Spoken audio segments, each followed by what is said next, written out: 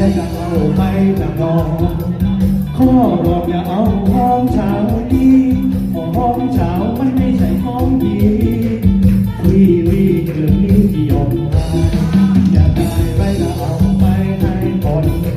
ติดน้ำร้อนจากข้าวเอาไปเครื่องสัมภาระข้าวก็เอาได้ทั้งของเพื่ออะไรก็ให้เอาใจพี่มาบอกไม่เอาพี่ไม่ว่าไว้ชาติหน้าลอยหมดทั้งลาวข้อนไม่เพื่อเอาไปยอมให้เจ้าเพราะพี่เมาทำกับข้าวก็ไม่เป็น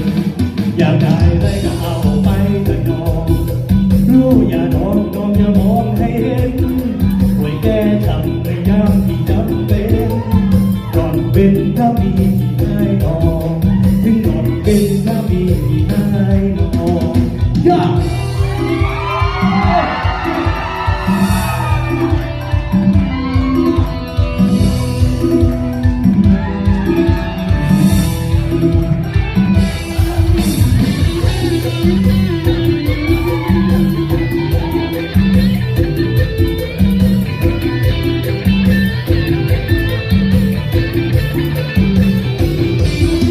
อยากได้ไรก็เอาไปแต่นอนข้อรองอย่าเอาห้องเช้านี้ห้องเช้ามันไม่ใช่ของพี่